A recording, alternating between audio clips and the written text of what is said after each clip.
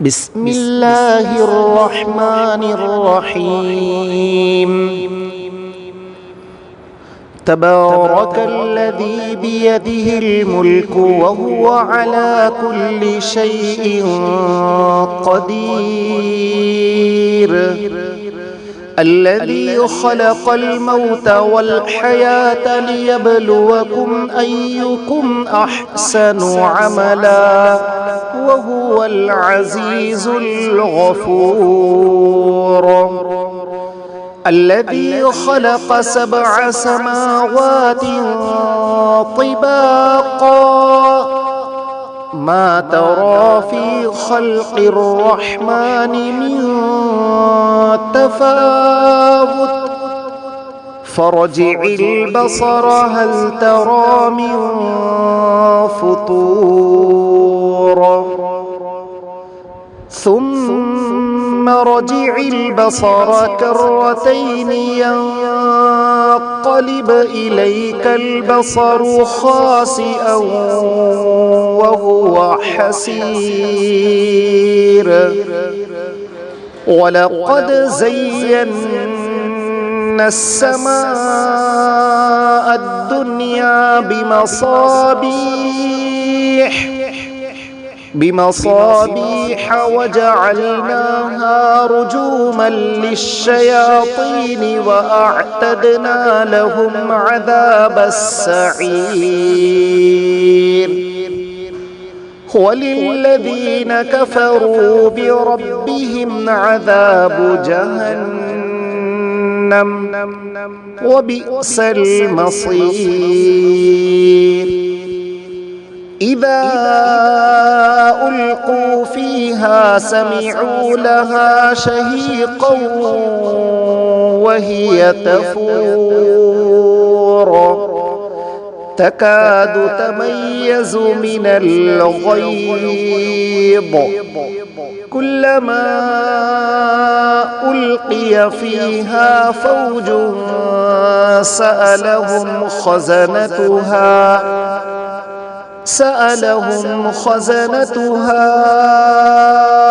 ألم يأتكم نذير؟ قالوا بلى قد جاءنا نذير، فكذبنا وقلنا ما نزل الله من شيء إن أنتم إلا في ضلال كبير. وقالوا لو كنا نسمع أو نعقل ما كنا في أصحاب السعير، فاعترفوا بذنبهم فسحقا لأصحاب السعير. إن الذين يخشون ربهم بالغيب لهم مغفرة وأجر كبير. وأسروا قولكم أو اجهروا به إنه عليم بذات الصدور. ألا يعلم من خلق وهو اللطيف الخبير. هو الذي جعل لكم الأرض ذلولا فامشوا في مناكبها وكلوا من رزقه وإليه النشور. أأمنتم من في السماء أن يخسف بكم الأرض فإذا هي تمور أم أمنتم من في السماء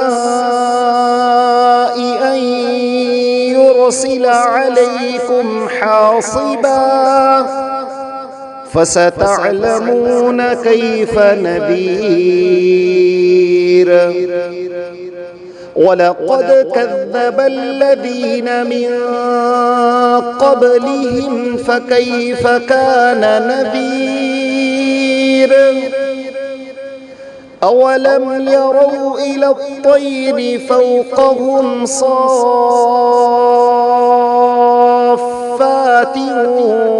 ويقبضن ما يمسكهن إلا الرحمن إنه بكل شيء بصير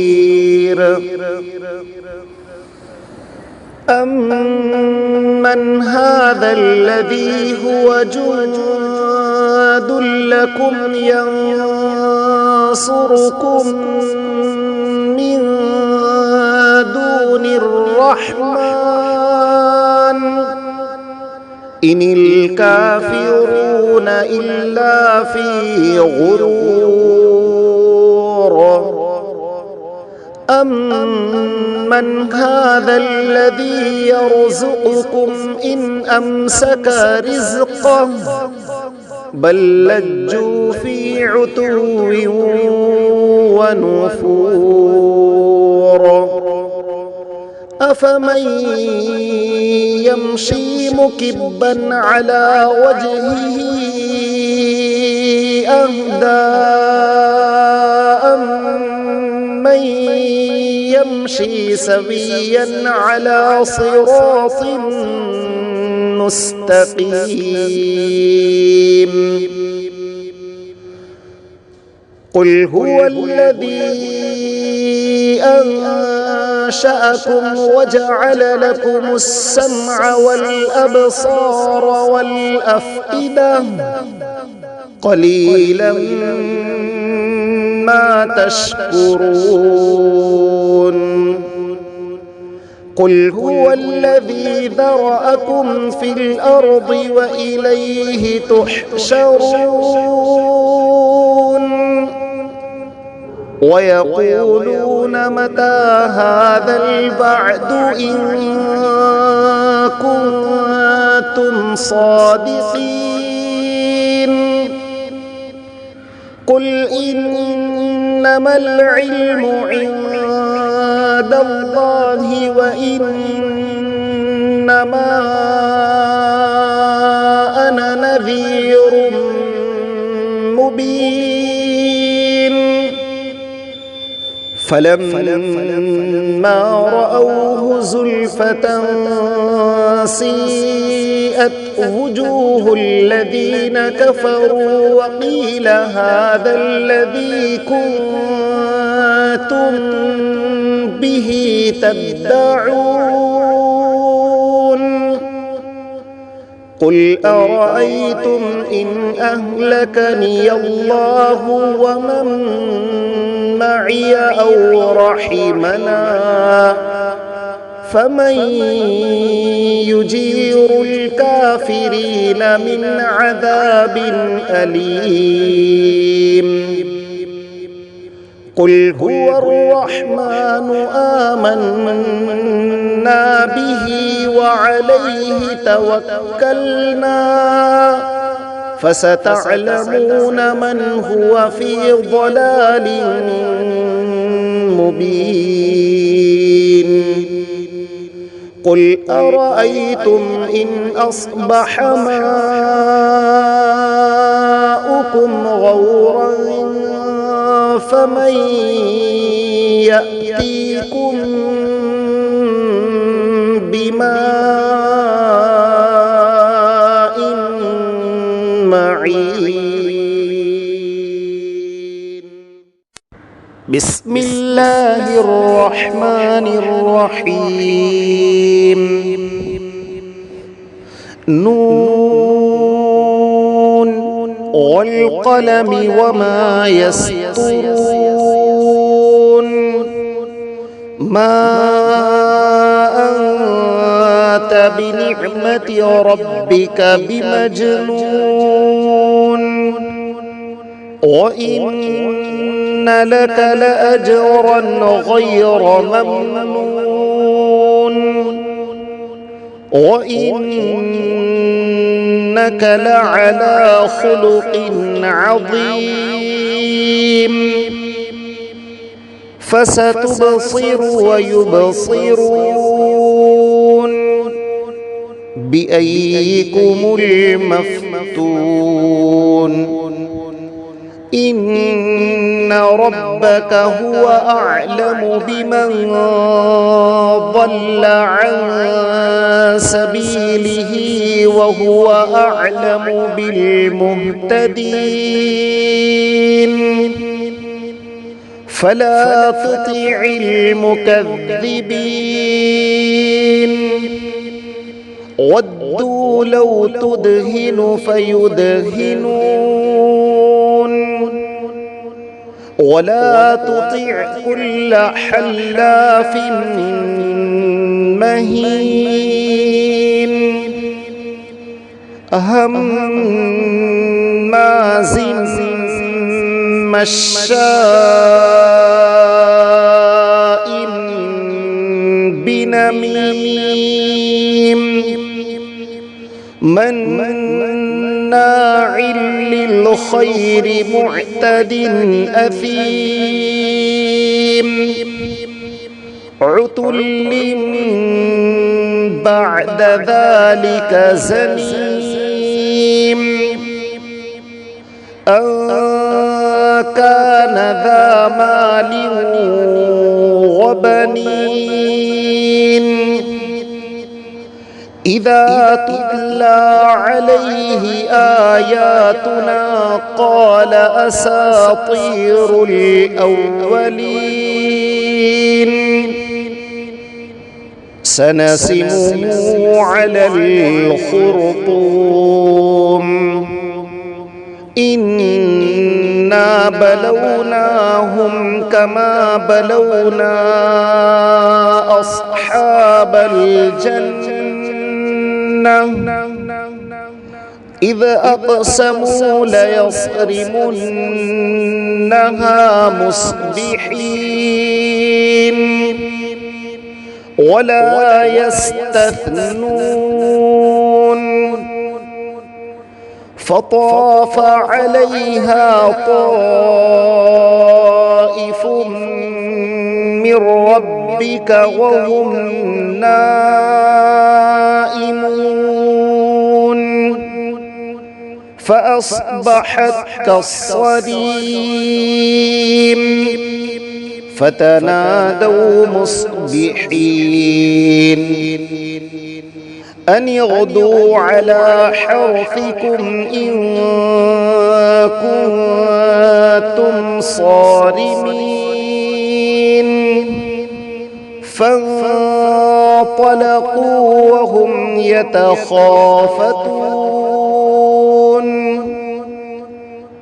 ألا يدخلنها اليوم عليكم مسكين وغدوا على حرد قادرين فلما رأوها قالوا إنا لضالون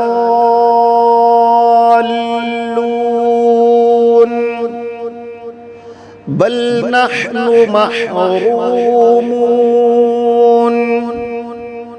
قال أوسطهم ألم أقل لكم لولا تسبحون قالوا سبحان ربنا إنا كنا ظالمين فأقبل بعضهم على بعض يتلاومون قالوا يا ويلنا إنا كنا طاغين عسى ربنا أن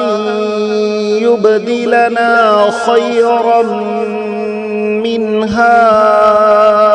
إنا إلى ربنا راغبون كذلك العذاب ولعذاب الآخرة أكبر لو كانوا يعلمون إن للمتقين عند ربهم جنات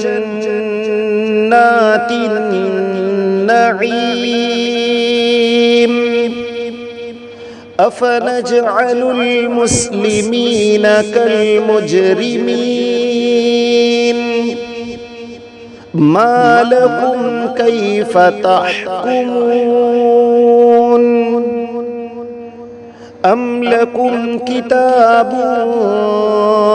فيه تدرسون إن لكم فيه لما تخيرون أم لكم أيمان علينا بالغة إلى يوم القيامة إن لكم لما تحكمون سلهم أيهم بذلك زعيم أم لهم شركاء فليأتوا بشركائهم إن كانوا صادقين يوم يكشف عن ساق ويدعون إلى السجود فلا يستطيعون خاشعة أبصارهم ترهقهم ذلة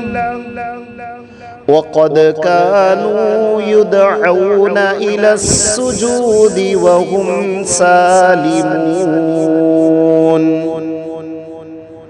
فذرني ومن يكذب بهذا الحديث سنستدرجهم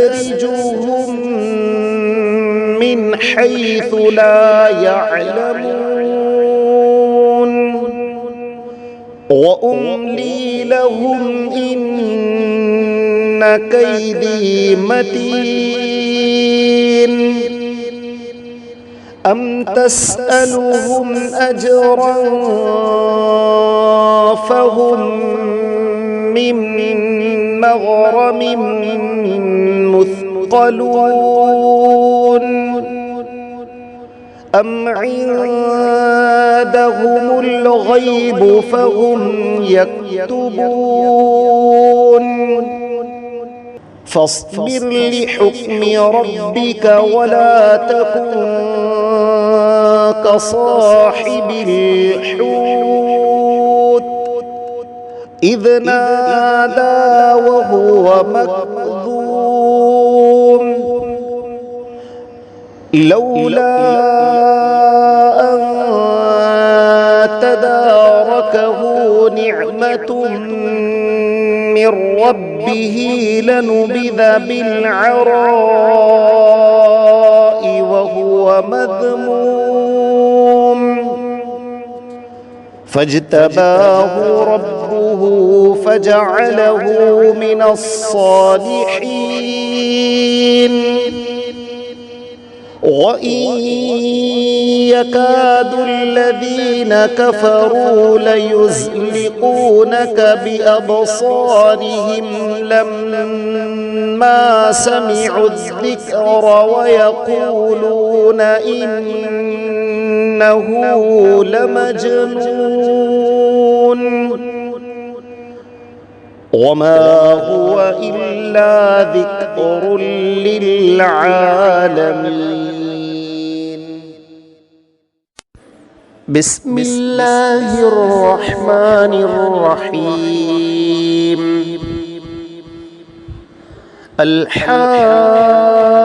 الحاقة ما الحاقة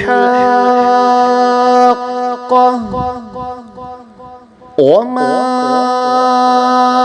أدراك ما الحاقة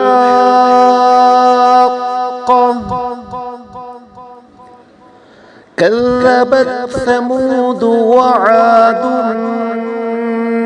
بالقارعة فأما ثمود فأهلكوا بالطاغية وأما عاد فأهلكوا بريح صرصر عاتية سخرها عليهم 7 ليال و8 أيام حسوما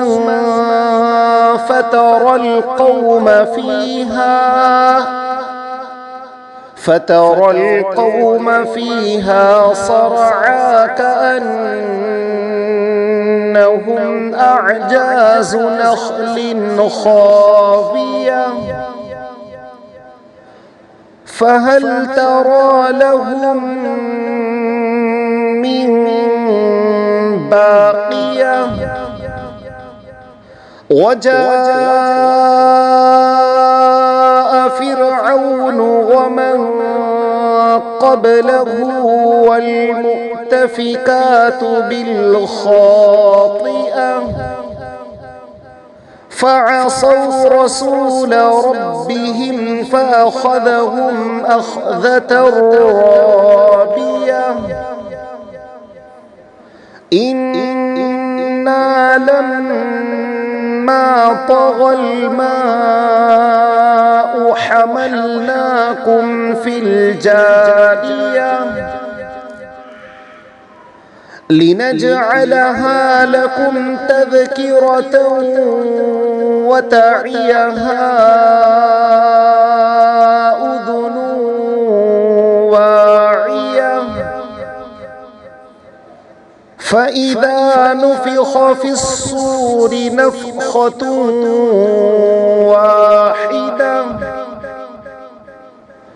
وحملت الأرض والجبال فدكتا دكة واحدة فيومئذ وقعت الواقعة وانشقت السماء فهي يومئذ واهية والملك على أرجائها ويحمل عرش ربك فوقهم يومئذ 8 يومئذ تعرضون لا تخفى منكم خافية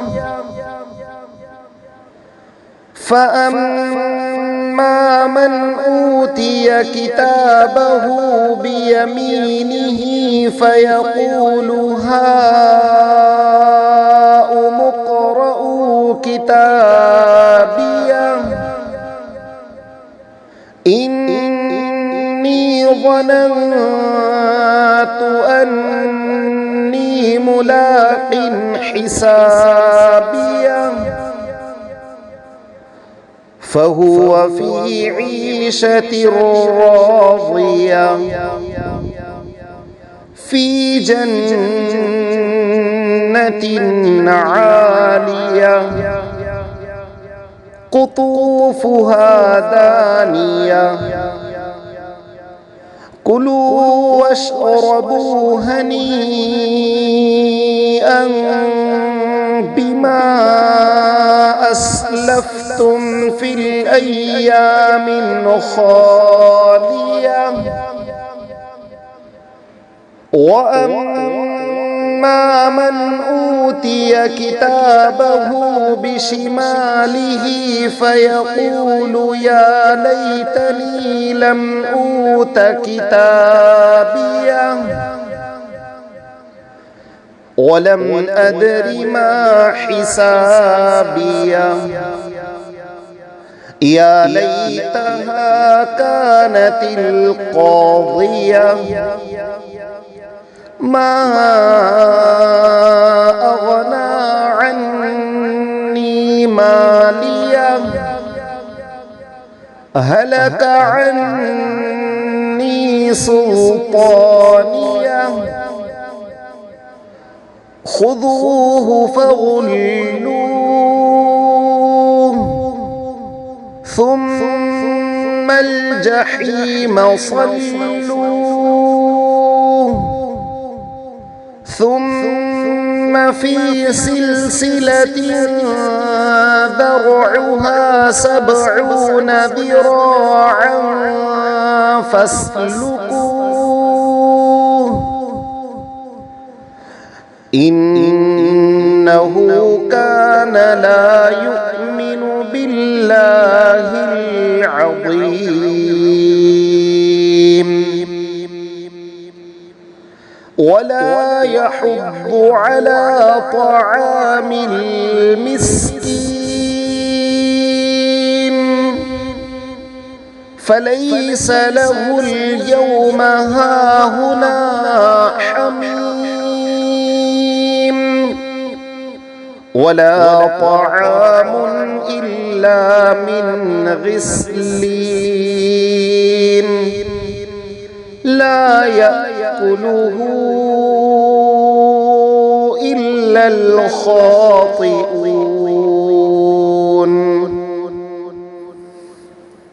فلا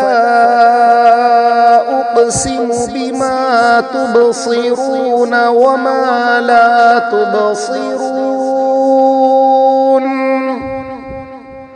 إنه لقول رسول كريم وما هو بقول شاعر قليلا ما تؤمنون ولا بقول كاهن قليلا ما تذكرون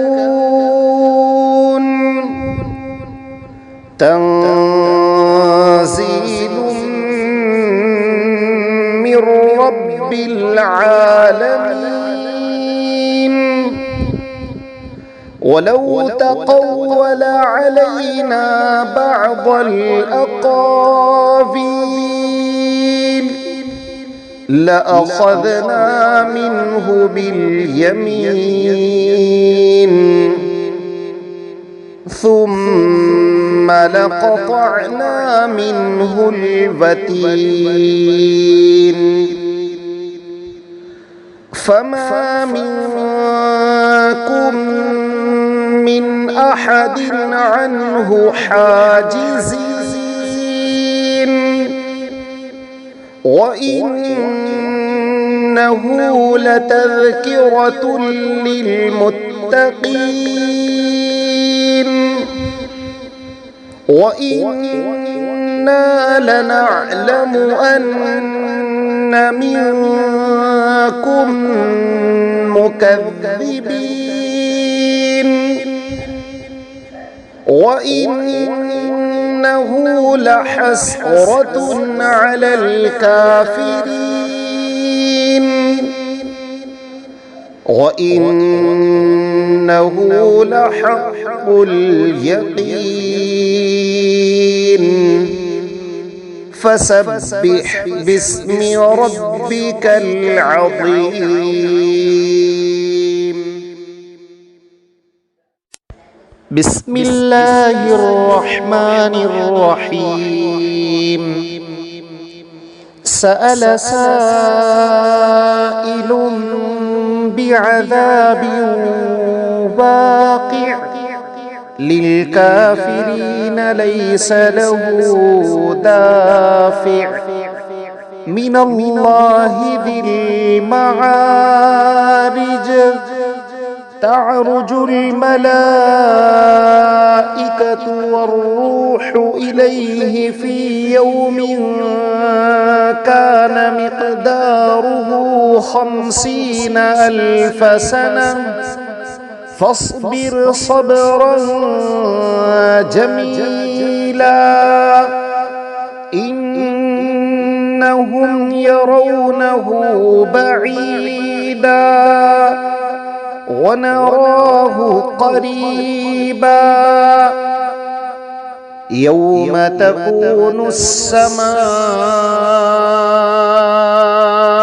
كالمهل وتكون الجبال كالعهن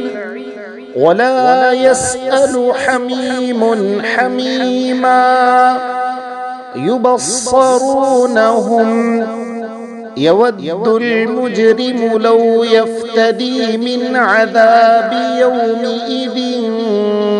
ببنيه وصاحبته وأخيه وفصيلته التي تؤذيه ومن في الأرض جميعا ثم ينجيه كلا إنها لظى نزاعة للشوى تدعو من أدبر وتولى وجمع فأوعى إن الإنسان خلق هلوعا إذا مسه الشر جزوعا وإذا مسه الخير منوعا إلا المصلين الذين هم على صلاتهم دائمون والذين في أموالهم حق معلوم للسائل والمحروم والذين يصدقون بيوم الدين والذين هم من عذاب ربهم مشفقون إن عذاب ربهم غير مأمون والذين هم لفروجهم حافظون إلا على أزواجهم أو ما ملكت أيمانهم فإنهم غير ملومين فمن ابتغى وراء ذلك فأولئك العادون والذين هم لأماناتهم وعهدهم راعون والذين هم بشهاداتهم قائمون والذين هم على صلاتهم يحافظون أولئك في جنات مكرمون فما للذين كفروا قبلك مهطعين عن اليمين وعن الشمال عزين أيطمع كل امرئ منهم أن يدخل جنة نعيم كلا إنا خلقناهم مما يعلمون فلا أقسم برب المشارق والمغارب إنا لقادرون على أن نبدل خيرا منهم وما نحن بمسبوقين فذرهم يخوضوا ويلعبوا حتى يلاقوا يومهم الذي يوعدون يوم يخرجون من الأجداث سراعا كأنهم إلى نصب يوفضون خاشعة أبصارهم ترهقهم ذلة ذلك اليوم الذي كانوا يوعدون بسم الله الرحمن الرحيم إنا أرسلنا نوحا إلى قومه أن أنذر قومك من قبل أن يأتيهم عذاب أليم قال يا قوم إني لكم نذير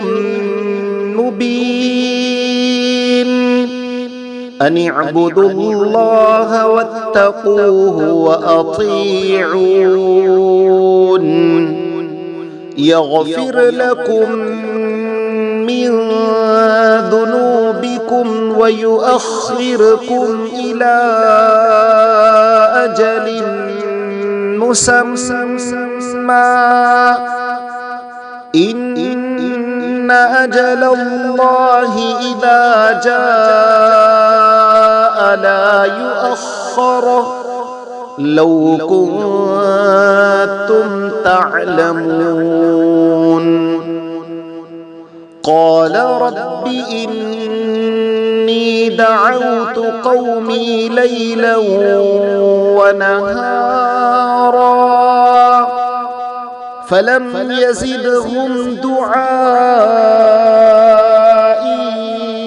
إلا فرارا وإني كلما دعوتهم لتغفر لهم جعلوا أصابعهم في آذانهم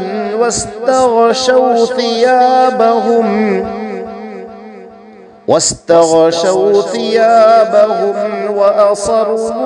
واستكبروا استكبارا ثم إني دعوتهم جهارا ثم إني أعلنت لهم وأسررت لهم إسرارا فقلت استغفروا ربكم إنه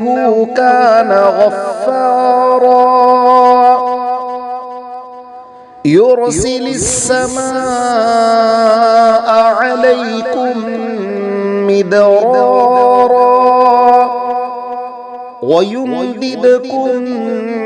بأموال وبنين ويجعل لكم جنات ويجعل لكم أنهارا ما لكم لا ترجون لله وقارا وقد خلقكم أطوارا ألم تروا كيف خلق الله 7 سماوات طباقا وجعل القمر فيهن نورا وجعل الشمس سراجا والله أنبتكم من الأرض نباتا ثم يعيدكم فيها ويخرجكم إخراجا والله جعل لكم الأرض بساطا لتسلكوا منها سبلا فجاجا قال نوح رب إنهم عصوني واتبعوا من لم يزده ماله وولده إلا خسارا ومكروا مكرا كبارا وقالوا لا تذرن آلهتكم ولا تذرن ودا ولا سواعا ولا يغوث ويعوق ونسرا وقد أضلوا كثيرا ولا تزد الظالمين إلا ضلالا مما خطيئاتهم أغرقوا فأدخلوا نارا فلم يجدوا لهم من دون الله أنصارا وقال نوح رب لا تذر على الأرض من الكافرين ديارا إنك إن تذرهم يضلوا عبادك ولا يلدوا إلا فاجرا كفارا رب اغفر لي ولوالدي ولمن دخل بيتي مؤمنا وللمؤمنين والمؤمنات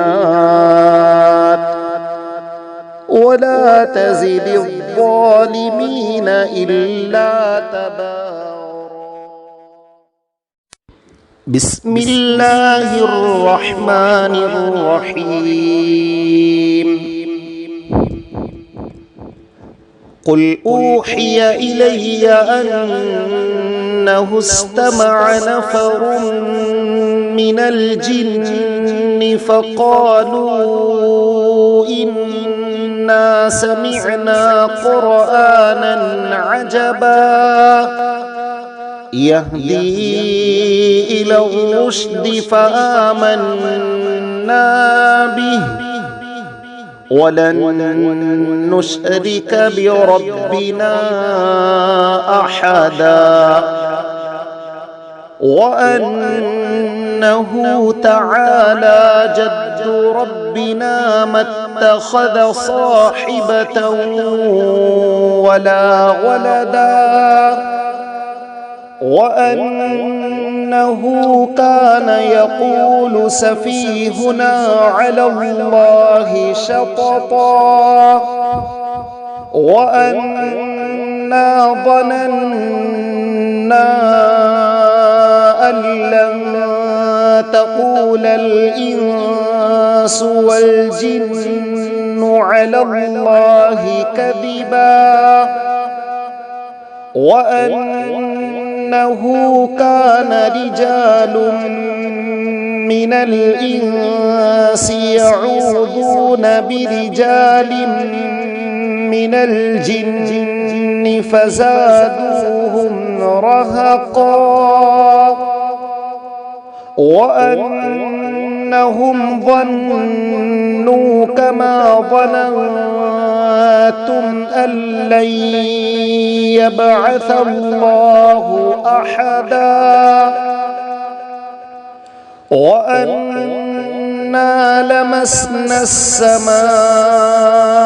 فوجدناها ملئت حرثا شديدا وشهبا وأنا كنا نقعد منها مقاعد للسمع فمن يستمع الآن يجد له شهابا رصدا وأنا لا ندري أشر أريد بمن في الأرض أم أراد بهم ربهم رشدا وأنا منا الصالحون ومنا دون ذلك كنا طرائق قددا وأنا ظننا أن لن نعجز الله في الأرض ولن نعجزه هربا وأنا لما سمعنا الهدى آمنا به فمن يؤمن بربه فلا يخاف بخسا ولا رهقا وأنا منا المسلمون ومنا القاسطون فمن أسلم فأولئك تحروا رشدا وأما القاسطون فكانوا لجهنم حطبا وأن لو استقاموا على الطريقة لأسقيناهم ماء غدقا لنفتنهم فيه ومن يعرض عن ذكر ربه يسلكه عذابا صعدا وأن المساجد لله فلا تدعوا مع الله أحدا وأنه لما فلما قام عبد الله يدعوه كادوا يكونون عليه لبدا قل إنما أدعو ربي ولا أشرك به أحدا قل إني لا أملك لكم ضرا ولا رشدا قل إني لن يجيرني من الله أحد ولن أجد من دونه ملتحدا إلا بلاغا من الله ورسالاته ومن يعص الله ورسوله فإن له نار جهنم خالدين فيها أبدا حتى إذا رأوا ما يوعدون فسيعلمون من أضعف ناصرا وأقل عددا قل إن أدري أقريب ما توعدون أم يجعل له ربي أمدا عالم الغيب فلا يظهر على غيبه أحدا إلا من ارتضى من رسول فإنه يسلك من بين يديه ومن خلفه رصدا ليعلم أن قد أبلغوا رسالات ربهم وأحاط بما لديهم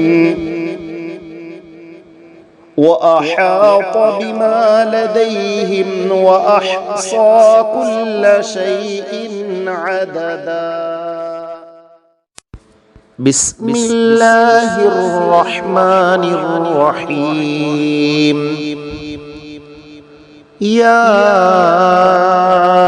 أيها المزمل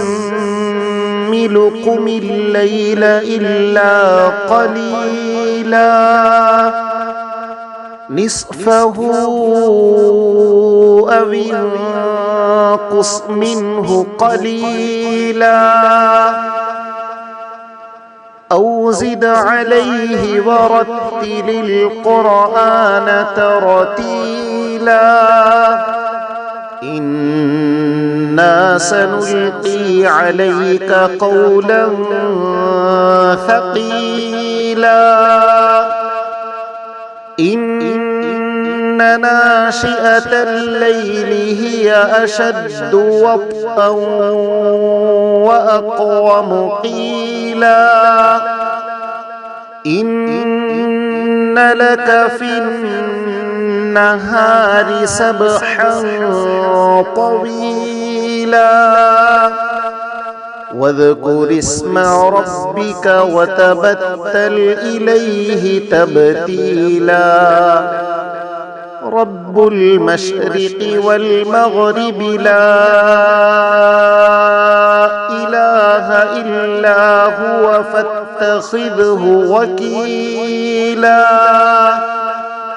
واصبر على ما يقولون واهجرهم هجرا جميلا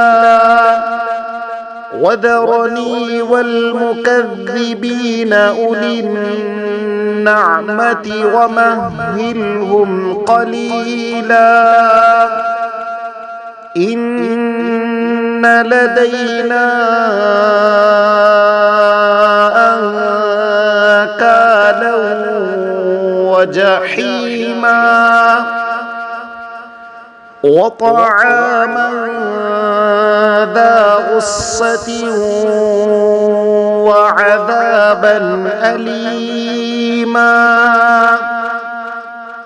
يوم ترجف الأرض والجبال وكانت الجبال كثيبا مهيلا إنا أرسلنا إليكم رسولا شاهدا عليكم كما أرسلنا إلى فرعون رسولا فعصى فرعون الرسول فأخذناه أخذا وبيلا فكيف تتقون إن كفرتم يوما يجعل البلدان شيبا السماء منفطر به كان وعده مفعولا إن هذه تذكرة فمن شاء اتخذ إلى ربه سبيلا إن ربك يعلم أنك تقوم أدنى من ثلثي الليل ونصفه وثلثه وطائفة من الذين معك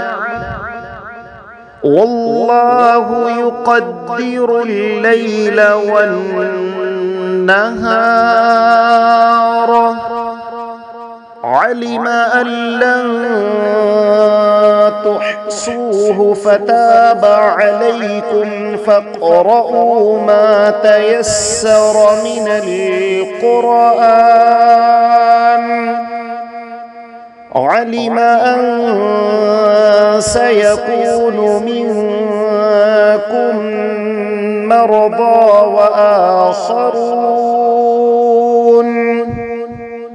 وآخرون يضربون في الأرض يبتغون من فضل الله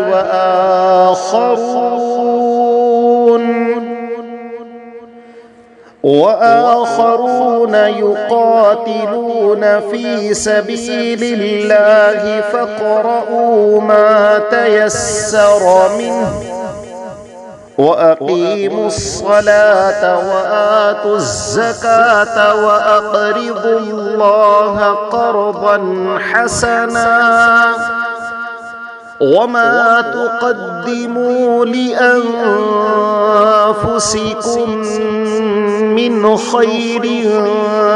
تجدوه عند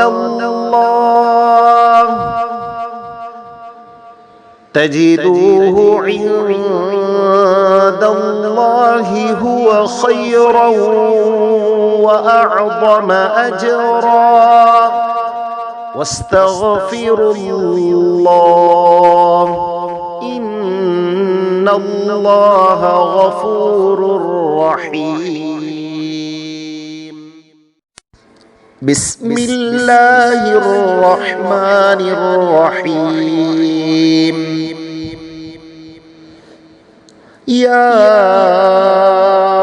أيها المدثر قم فأنذر وربك فكبر وثيابك فطهر والرجز فاهجر ولا تمنن تستكثر ولربك فاصبر فإذا نقر في الناقور فذلك يومئذ يوم عسير على الكافرين غير يسير ذرني ومن خلقت وحيدا وجعلت له مالا ممدودا وبنين شهودا ومهدت له تمهيدا ثم يطمع أن أزيد كلا إنه كان لآياتنا عنيدا سأرهقه صعودا إنه فكر وقدر فقتل كيف قدر ثم قتل كيف قدر ثم نظر ثم عبس وبسر ثم أدبر واستكبر فقال إن هذا إلا سحر يؤثر إن هذا إلا قول البشر سأصليه سقر وما أدراك ما سقر لا تبقي ولا تذر لواحة للبشر عليها 19 وما جعلنا أصحاب النار إلا ملائكة وما جعلنا عدتهم إلا فتنة وما جعلنا عدتهم إلا فتنة للذين كفروا ليستيقن الذين أوتوا الكتاب ويزداد الذين آمنوا إيمانا ولا يرتاب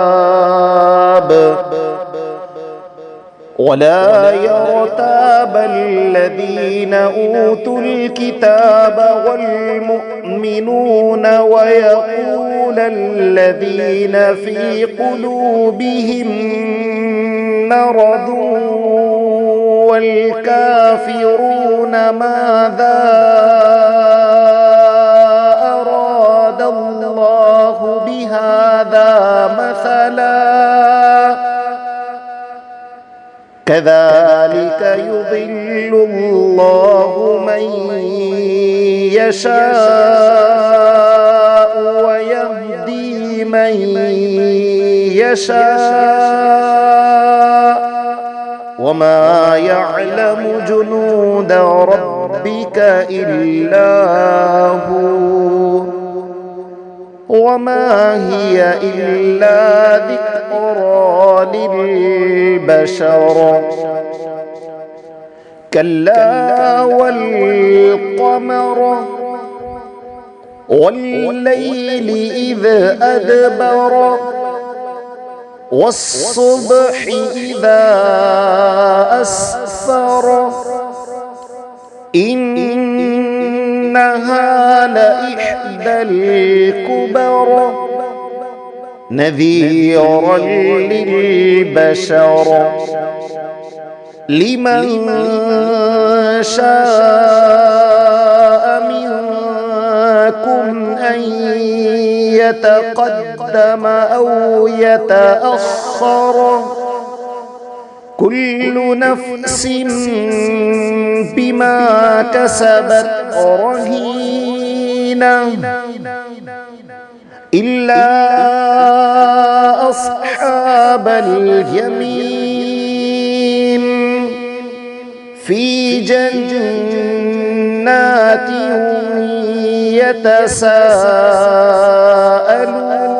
يتساءلون عن المجرمين ما سلككم في سقر قالوا لم نك من المصلين ولم نك نطعم المسكين وكنا نخوض مع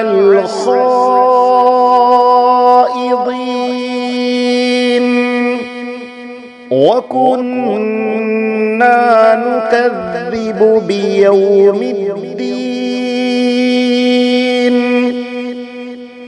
حتى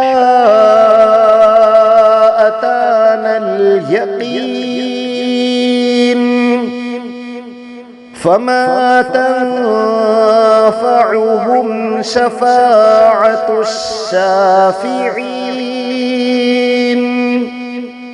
فما لهم عن التذكرة معرضين كأنهم حمر مستنفرة فرت من قسورة بل يريد كل امرئ منهم أن يؤتى صحفا منشرة كلا بل لا يخافون الآخرة كلا إنه تذكرة فمن شاء ذكره وما يذكرون إلا أن يشاء الله هو أهل التقوى وأهل المغفرة. بسم الله الرحمن الرحيم. لا أقسم بيوم القيامة ولا أقسم بالنفس اللوامة أيحسب الإنسان أن لن نجمع عظامه بلى قادرين على أن نسوي بنانه بل يريد الإنسان ليفجر أمامه يسأل أيان يوم القيامة فإذا برق البصر وخسف القمر وجمع الشمس والقمر يقول الإنسان يومئذ أين المفر كلا لا وزر إلى ربك يومئذ المستقر ينبأ الإنسان يومئذ بما قدم وأخر بل الإنسان على نفسه بصيرة ولو ألقى معاذيره لا تحرك به لسانك لتعجل به إن علينا جمعه وقرآنه فإذا قرأناه فاتبع قرآنه ثم إن علينا بيانه كلا بل تحبون العاجلة وتذرون الآخرة وجوه يومئذ ناظرة إلى ربها ناظرة ووجوه يومئذ باسرة تظن أن يفعل بها فاقرة كلا إذا بلغت التراقي وقيل من راق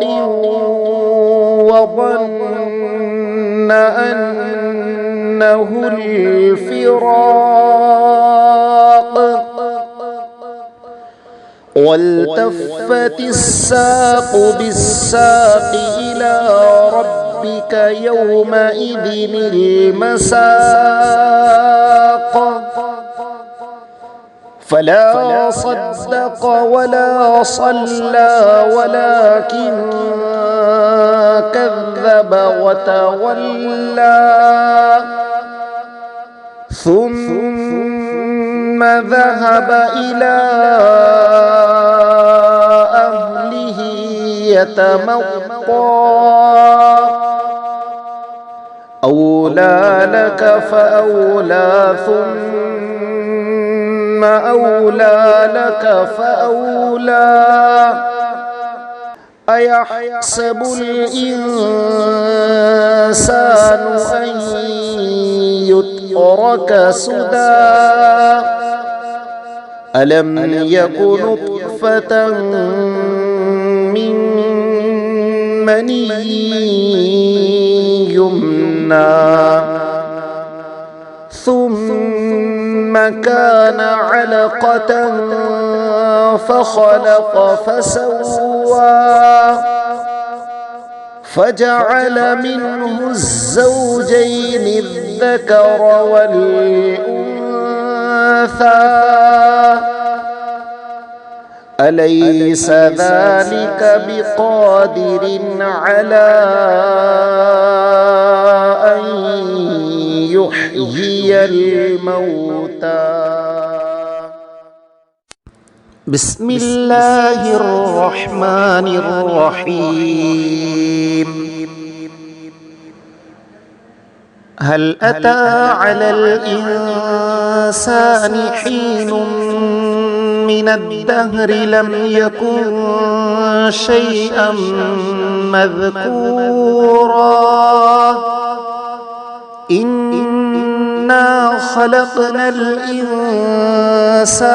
من نطفة أمشاج نبتليه فجعلناه سميعا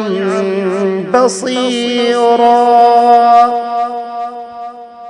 إنا هديناه السبيل إما شاكرا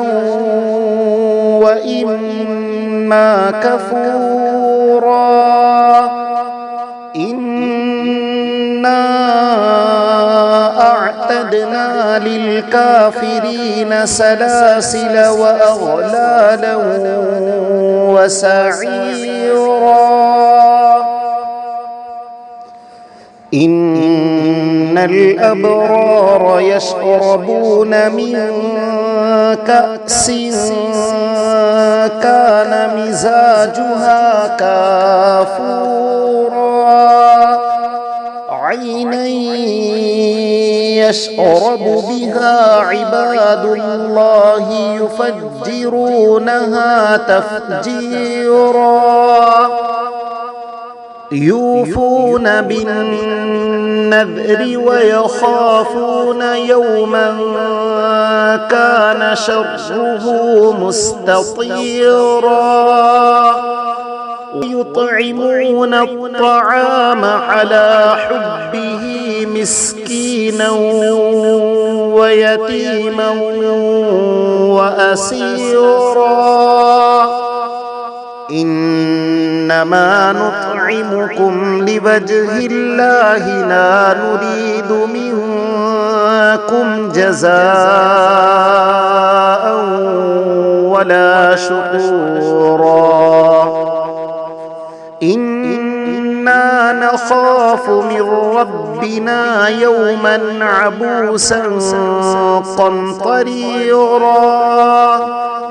فوقاهم الله شر ذلك اليوم ولقاهم نضرة وسرورا وجزاهم بما صبروا جنة وحريرا متكئين فيها على الأرائك لا يرون فيها شمسا ولا زمهريرا. ودانية عليهم ظلالها وذللت قطوفها تظليلا. ويطاف عليهم بآنية من فضة وأكواب كانت قوارير من فضة قدروها تقديرا. ويسقون فيها كأسا كان مزاجها زنجبيلا عينا فيها تسمى سلسبيلا. ويطوف عليهم ولدان مخلدون إذا رأيتهم حسبتهم لؤلؤا منثورا. وإذا رأيت ثم رأيت نعيما وملكا كبيرا. عاليهم ثياب سندس خضر واستبرق وحلوا أساور من فضة وسقاهم ربهم شرابا طهورا. إن هذا كان لكم جزاء وكان سعيكم مشكورا. إنا نحن نزلنا عليك القرآن تنزيلا. فاصبر لحكم ربك ولا تطع منهم آثما أو كفورا. واذكر اسم ربك بكرة وأصيلا ومن الليل فاسجد له وسبحه ليلا طويلا إن هؤلاء يحبون العاجلة ويذرون وراءهم يوما ثقيلا نحن خلقناهم وشددنا أسرهم وإذا شئنا بدلنا أمثالهم تبديلا إن هذه تذكرة فمن شاء اتخذ إلى ربه سبيلا وما تشاءون إلا أن يشاء الله إن الله كان عليما حكيما يدخل من يشاء في رحمته والظالمين أعد لهم عذابا أليما بسم الله الرحمن الرحيم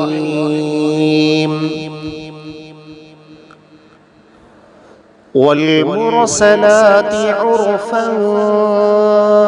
فالعاصفات عصفا والناشرات نشرا فالفارقات فرقا فالملقيات ذكرا عذرا أو نذرا إنما توعدون لواقع فإذا النجوم طمست وإذا السماء فرجت وإذا الجبال نسفت وإذا الرسل أقتت لأي يوم أجلت ليوم الفصل وما أدراك ما يوم الفصل ويل يومئذ للمكذبين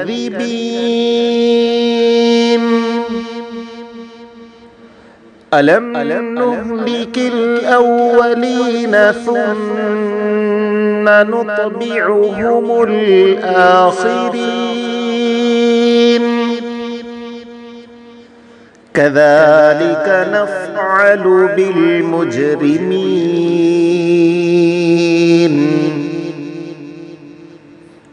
ويل يومئذ للمكذبين ألم نخلقكم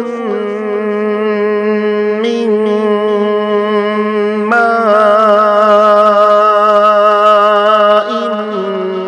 مهين فجعلناه في قرار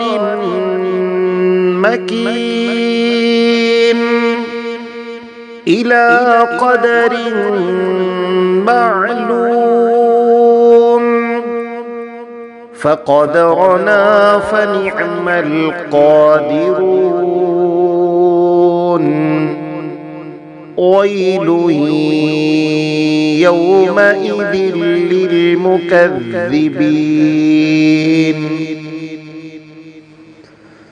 ألم نجعل الأرض كفاة أحياء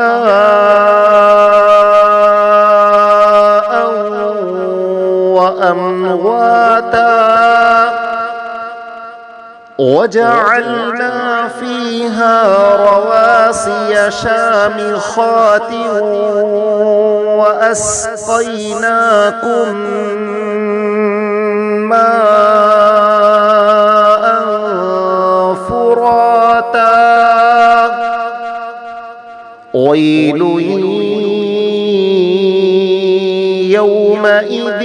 للمكذبين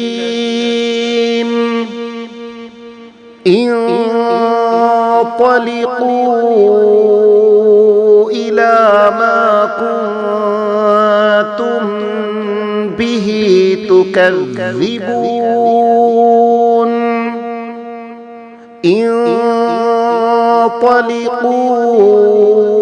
إلى ظل ذي 3 شعب لا ظليل ولا يغني من اللهب إنها ترمي بشرر كالقصر كأنه جمالة صفر ويل يومئذ للمكذبين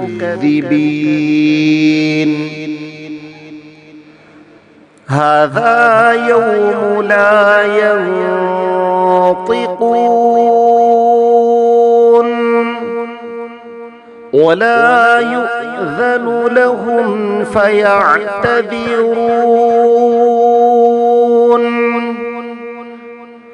ويل يومئذ للمكذبين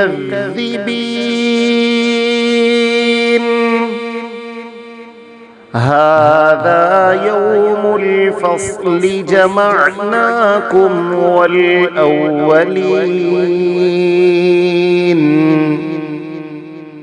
فإن كان لكم كيد فكيدون ويل يومئذ للمكذبين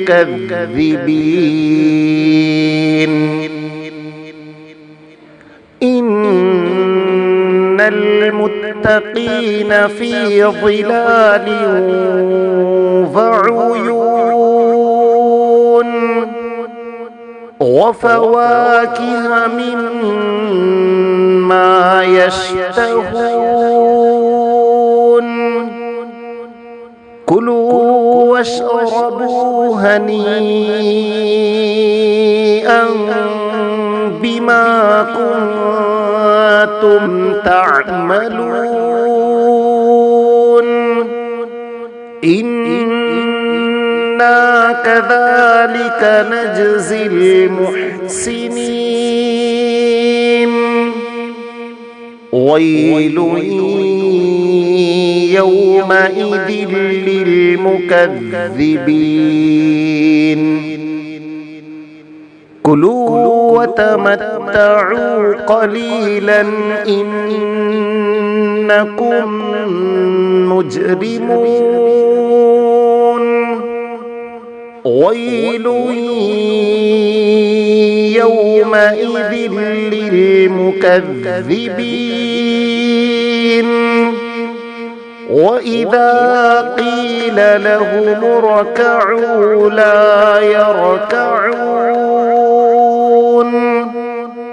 ويل يومئذ للمكذبين فبأي حديث بعده يؤمنون